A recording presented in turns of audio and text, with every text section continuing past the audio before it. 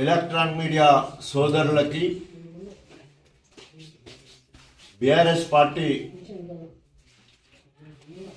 అత్యున్నత మహారథులకు, మహిళా సోదరిమణులకు ప్రతి ఒక్కరికి నా యొక్క నమస్కారాలు తెలియజేసుకుంటూ,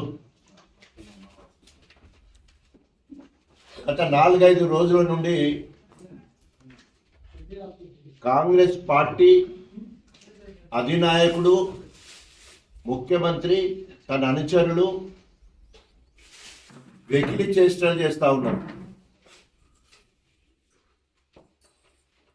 తుగ్లక్ పాలనలో భాగంగా వివిధ కోణాల్లో వాళ్ళ వికృత రూపాలను చూపిస్తూ ఉన్నారు.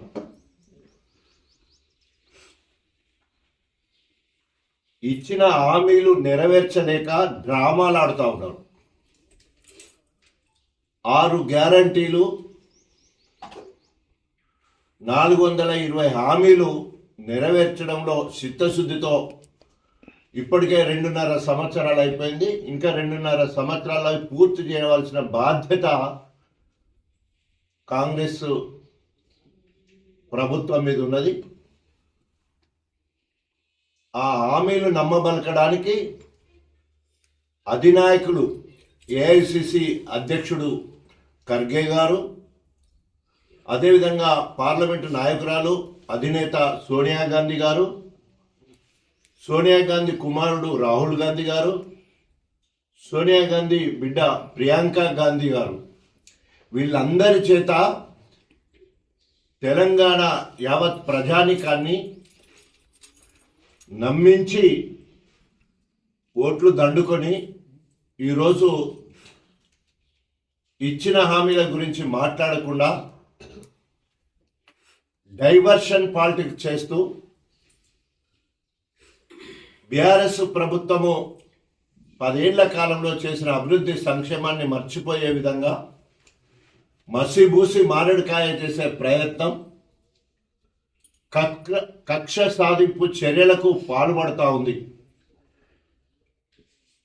ఇప్పటి వరకు ఈ 2.5 సంవత్సరాల్లో ప్రత్యేకంగా కేటీఆర్ గారి మీద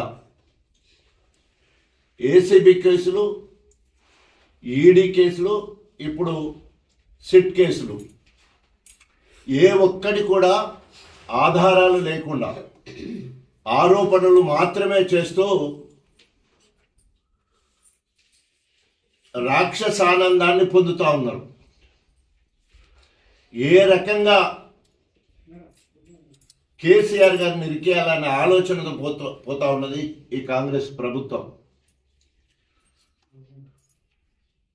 ప్రశ్నించే గొంతులను కాంగ్రెస్ కత్తి పెట్టి బెదిరిస్తున్నది.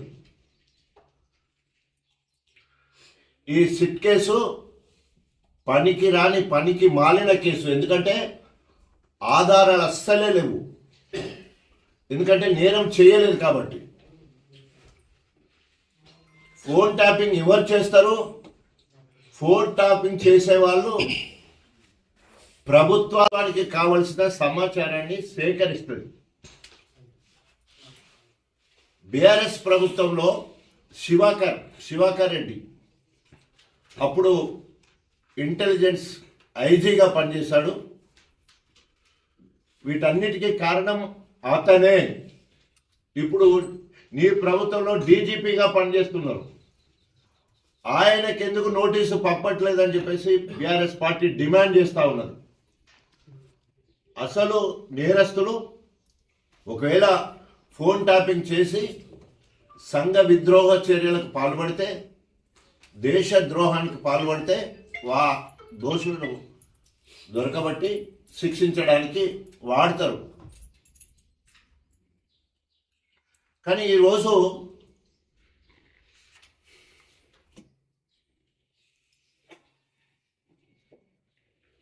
రేవంత్ రెడ్డి పిచ్చిలేసినట్టు మాట్లాడుతూ ఉన్నారు. తెలంగాణను అభివృద్ధి చేసింది టీడీపీ, చంద్రబాబు నాయుడు అని మాట్లాడమే కాక తెలంగాణ వాళ్ళందరూ చంద్రబాబు నాయుడు కాళ్ళు మొక్కాలంటున్నాడు.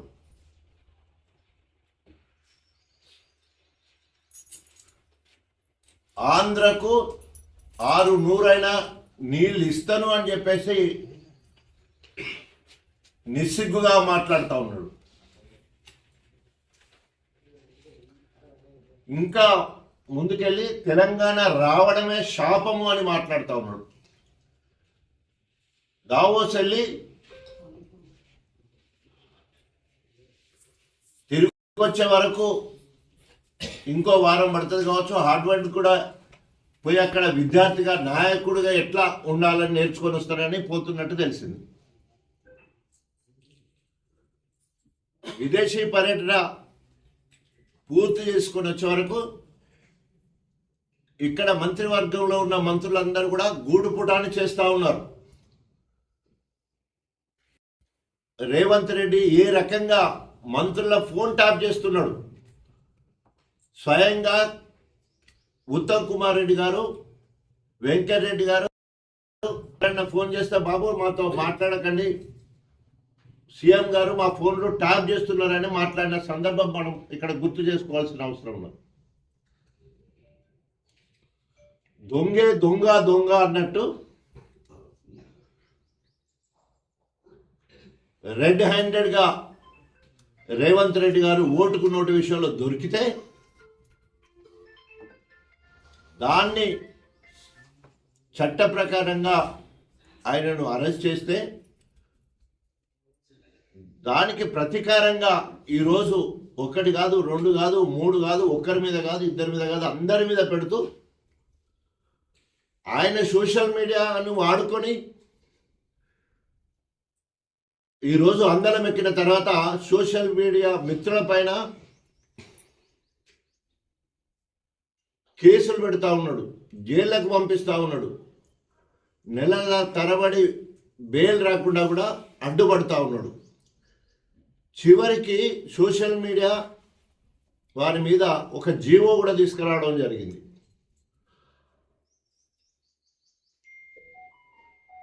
ఏదో అంటారు కదా, తను చేస్తేనేమో సంసారం, ఇతర వాళ్ళు చేస్తే వ్యభిచారం అన్నట్టు ఆయన సోషల్ మీడియాను వాడుకొని పైకి వచ్చినప్పుడు వేరు, కానీ ఇప్పుడు ఒక జీవోనే తీసుకొచ్చాడు ప్రత్యేకంగా. ఎవరైనా కనుక వ్యక్తిగత విషయాల్లో మాట్లాడేది ఉంటే వారి మీద చర్యలు తీసుకొని జీవో తీసుకురావడం జరిగింది రేవంత్ రెడ్డి గారు. ఈరోజు బీఆర్ఎస్ పోరాటం వల్లనే నైని బొగ్గు బోర్డు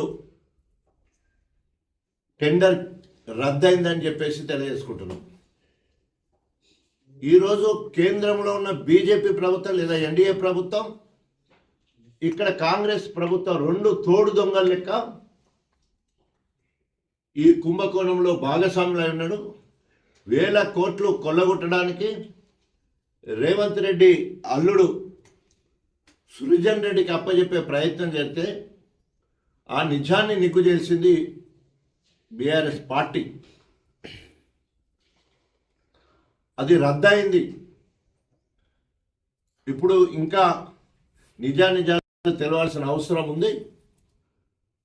దోషులను శిక్షించే వరకు వదిలిపెట్టది బీఆర్ఎస్ పార్టీ.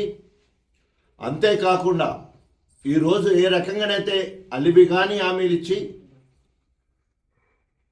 అధికారంలోకి వచ్చినవో, మహిళలకు ప్రతి ఇల్లాలకు 2500 ఇస్తానన్నావు, ఇచ్చే వరకు పోరాడతాం.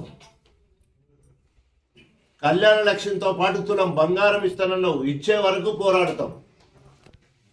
మా తాతమ్మలకు, వితంతులకు, ఒంటరి మహిళలకు 4000 పెన్షన్ ఇస్తా ఉన్నావు, ఇచ్చే వరకు వెంటాడతాం. వికలాంగులకు 6000 పెన్షన్ అన్నావు, ఇచ్చే వరకు అడుగుతూనే ఉంటాం. నిరుద్యోగ భృతి 4000 ఇస్తామన్నావు, ఇచ్చే వరకు పోరాట కార్యాచరణ ఎప్పటికీ కొనసాగుతూనే ఉంటుంది. రైతు రుణమాఫీ ఒకటేసారి ఏకకాలంలో చేస్తానన్నావు, ఇప్పటి వరకు 35 నుండి 40% వారికి ఇంకా చేయలేదు. రుణమాఫీ అందరికీ చేసే వరకు వెంట పడతాం. రైతు బీమా కింద చనిపోయిన రైతులకు 5 లక్షల రూపాయలు ఇచ్చే వరకు వెంట పడతాం.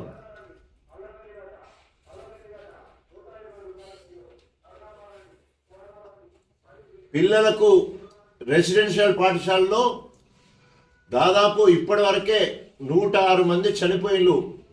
వారికి ఇప్పటి వరకు మౌలిక సదుపాయాలు కరెక్ట్గా లేక, తిండి సరిగ్గా పెట్టక, వాళ్ళు ఉన్న రెంటెడ్ బిల్డింగ్లకు రెంట్లు ఇవ్వకుండా వాళ్ళు అరిగోస పడుతూ ఉంటారు. ఆ బిల్లులన్నీ విడుదల వరకు వెంటాడతాం. అదేవిధంగా ఆటో డ్రైవర్ల కోసము 12,000 ఇస్తారన్న సంవత్సరానికి 160 మంది చనిపోయిళ్ళు. వాళ్ళ పక్షాల నుండి పోరాడతాం. యూరియా దొరకక, అదేవిధంగా పండించిన ధాన్యాన్ని కొనక అనేక మంది రైతులు పోరాటం చేస్తే వారందరినీ అరెస్ట్ చేసి జైల్లో పెట్టినాం. ప్రతి రైతుకు యూరియా అందే వరకు రైతుల పక్షాల నుండి పోరాటం చేస్తాం. ప్రతిపక్షంగా మాది ముళ్ళుగర్ర పాత్ర. మీకు ఎంత కుచ్చుకుంటున్నావో, మీరు ఎంత నొచ్చుకున్నా మాకు సంబంధం లేదు. తప్పకుండా మీ వెంటబడతాం, వేటాడతాం. ప్రజాక్షేత్రంలో మిమ్మల్ని వేలాడగడతాం.